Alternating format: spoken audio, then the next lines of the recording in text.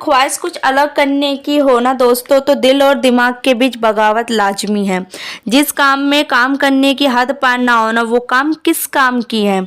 मुनाफा को तो पता नहीं, लेकिन बेचने वाले तो यादों को भी कारोबार बना के बेच देते हैं। तो आइए इसी मोटिवेशन थॉट के साथ आज का ब्लॉग स्टार्ट करते हैं। तो hello guys, welcome back my new blog Renu real life blogs पे। तो गाइस आप लोग कैसे हो? आए और बहुत अच्छे होंगे, बिल्कुल स्वस्थ होंगे। 12 बज चुके हैं और मैं नहा चुकी हूँ। यहाँ मैं अपने बेटे को भी नहला चुकी हूँ, उसको मैं कपड़े वपड़े पहना रही हूँ। और अभी देखो हल्के मतलब ठंड तो स्टार्ट हो चुकी है ना, तो बच्चे को अभी मैं डेली तो अभी नहला रही हूँ मैं डुग्गू को। लेकिन ना अभी ज़्यादा ठंड पड़ेगी जैसे जनवरी, तो मैं थोड़ा एक दिन छोड़ के ही उसको नहलाया करूँगी। तो अभी तो उसको मैं नहला देती हूँ। मेरा सारा काम हो चुका है, तो आज मैंने सारा काम ख़त्म कर लिया है। और उसके बाद से सिर्फ मुझे दोपहर का खाना बनाना है। तो मैंने कहा कि चलो मैं दोपहर के बाद से ब्लॉग स्टार्ट करती हूँ। तो यहाँ सबसे पहले ना मैं डुग्गू को तैयार कर देती हूँ ताकि वो अपना खेलता रहेगा। तो उसको मैं क्रीम लगा रही हूँ, क्योंकि सर्दी आने लगता है ना, तो बच्चों के ना गाल और ये हाथ ना फटने लगते हैं। तो उसी चीज़ को ना मैं क्रीम लगा रही हूँ ताकि फटे ना, थोड़ा बहुत तो फटते ही है। तो ना एक कमेंट आया था कि आपके मम्मी पापा इस भिखारी के घर में शादी क्यों किए हैं। तो ये मैंने स्क्रीनशॉट में लगाया है कि आप इस भिखारी से शादी करके आप अपनी लाइफ क्यों बर्बाद कर ली। तो मैं आज आप लोगों को बताऊंगी कि मेरे मम्मी पापा ऐसे घर में शादी क्यों किए हैं जिनके सर पर छत भी नहीं है और रहने के लिए मतलब खुद का घर भी नहीं है। धर धर हमें भटकना पड़ रहा है। क्या इस घर में दुखी हूँ, खुश हूँ, क्यों ऐसे किए, क्योंकि हर एक बेटी के कम से कम अपना घर तो हो जहाँ पे सर छुपा सके, जो कि वो मेरे पास भी नहीं है। ऐसी क्या मजबूरी थी जो कि मेरे मम्मी पापा ने ऐसे घर में शादी कर दी है। और जो लोगों ने इस तरह का ना कमेंट किया ना, शायद वो बिना सोचे समझे कर दिए हैं। और इस तरह का कमेंट पढ़ने के बाद ना मेरे दिल को दुख हुआ है कि हर रोज मेरे ऐसा कुछ पढ़ के ना मेरे दिल को ना बहुत दुख पहुंचता है। पता है लोग तो ऐसे ऐसे कमेंट कर देते हैं, मैं क्या बताऊं आप लोगों को। लेकिन ना सुन के ही मुझे दुख होता है, क्योंकि मुझे ही पता है अपनी लाइफ के बारे में क्या है क्या नहीं है। तो आखिरकार ना मैं अपनी लाइफ के बारे में ना बताना ही पड़ा मुझे आज। आखिरकार सच्चाई क्या है मेरी शादी का, क्यों एक लोग कमेंट करके नेगेटिव निकल जाते हैं कि बाकी इतने सारे सब्सक्राइबर यूट्यूब है ना, वो सब पॉजिटिव कमेंट करते हैं। तो उनको भी जानने का हक है। खैर उनको, मेरे जितने भी सब्सक्राइबर हैं उनको पता है, लेकिन जो नए जुड़े हैं शायद उन्हें नहीं पता है कि मेरी क्या सच्चाई है। तो मैं आपको चलिए बताती हूँ आज कि मतलब क्या बताऊँ। मैं 8th क्लास में थी जब से मैं मतलब रिश्ते में थी। कहते हैं कि जो गर्लफ्रेंड बॉयफ्रेंड का रिलेशन में होते हैं ना, मैं उस तब से हूँ। मेरे हम दोनों का ना तब से है। तो शादी की बात ना सच बोलूँ तो मेरे घर में भी ना शादी की बात ना 8वीं क्लास से मतलब चालू हो गया था। एक लड़का भी देखे गया था जब मैं 8वीं क्लास में थी, लेकिन मेरी मम्मी ने वहाँ नहीं की शादी। लेकिन मेरे पापा तो कोई मतलब वो नहीं था, वो मेरी शादी छोटी उम्र में भी कर देते। लेकिन मैं रिलेशन में थी तो मैं नहीं करना चाहती थी किसी से। और गाइस सच बोलूँ ना तो सबके मम्मी पापा ना अपनी बेटी के लिए कोई भी बुरा नहीं सोचेगा, कुछ भी मतलब भला बुरा नहीं सोचेगा। वो अच्छा ही सोचेगा अपनी बेटी के लिए, अच्छा ही घर ढूंढेगा। तो पहली तो बात ना, मेरी शादी ना लव मैरिज हुई है, अदर कास्ट हुई है मेरी शादी। मैं अलग हूँ, वो अलग है, बिल्कुल हम दोनों में कोई मैच नहीं होता है।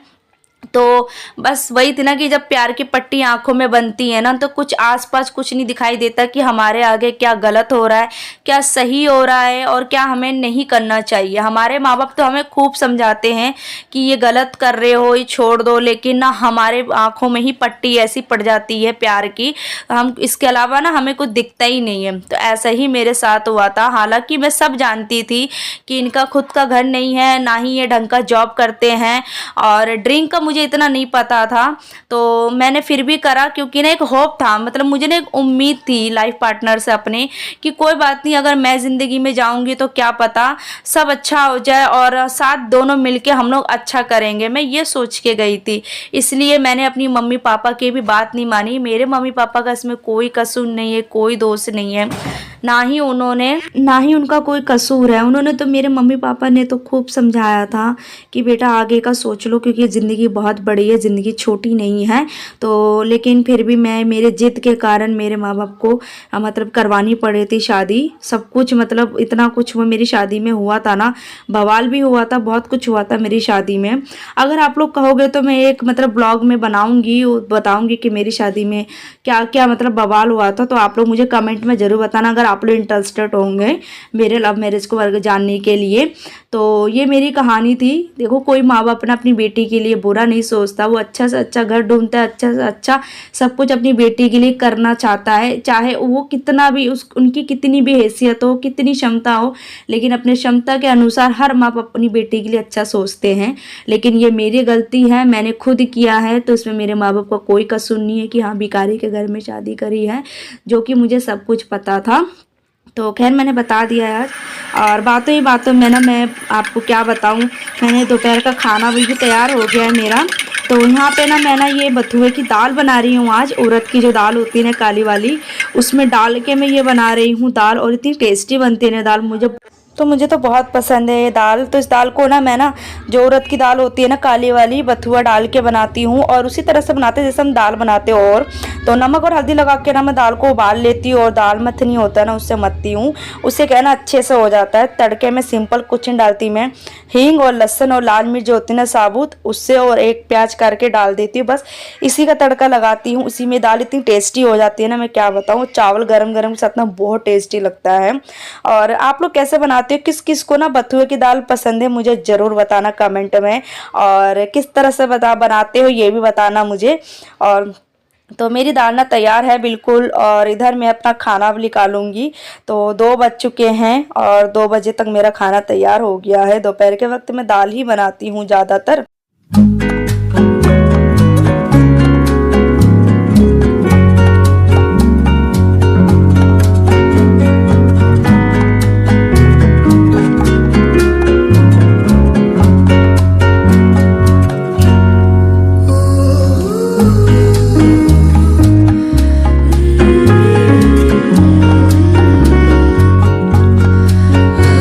कि ड्रिंक करते तेरे पापा नकली है।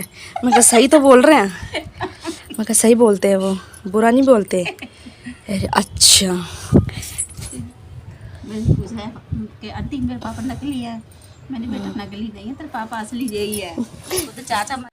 तो खाना खा लिया था मैंने। खाना खाने के बाद ना ऊपर मैं आ गई थी छत पे। आंटी ऊपर बैठी हुई थी, तो आंटी ने मुझे आवाज़ मारा था कि ऊपर आ जा। तो मैंने कहा चलो मैं ऊपर भी आ जाती, क्योंकि मैं छत पे जाती ही नहीं हूँ, और ना मन नहीं करता ऊपर जाने का, फिर ना घर में नीचे आओ, तो मेरा मन नहीं करता जाने का ऊपर। मैं बहुत ही कम जाती हूँ छत पे। तो इधर मेरे बेटे ने भी बोला कि मम्मा चलते हैं, धूप अच्छी आई है। तो मैंने कहा चलो चलते हैं। और मेरी तबीयत भी ठीक नहीं थी कुछ दिनों से, जानते ही हो, तो मैंने कहा चलो, ठंडी सी भी लग रही थी। तो मैं और मेरे बेटा ऊपर छत पे चले गए। हम दोनों खाना वाना खा के गए थे छत पे। 3 बजे, 3 बज चुके थे। तो यहाँ पे आंटी बैठी थी, तो मैंने चलो कि आंटी बैठी है तो आंटी से मैं अपने बाल में ना तेल लगा लेती हूँ। तो यहाँ मैं आंटी से ना अपने बालों में तेल लगा रही हूँ, जड़ों में। और ये तेल ना मैंने खुद बनाया है घर में।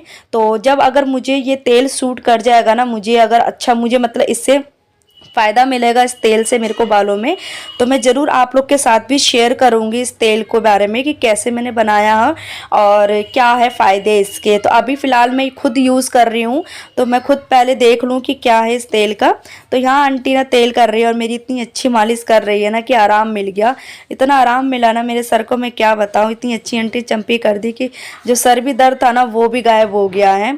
तो इतनी अच्छे से आंटी ने कर दी। लेकिन ना मेरे बाल में आंटी कह रही है कि बहुत ज़्यादा डैंड्रफ हो गया है।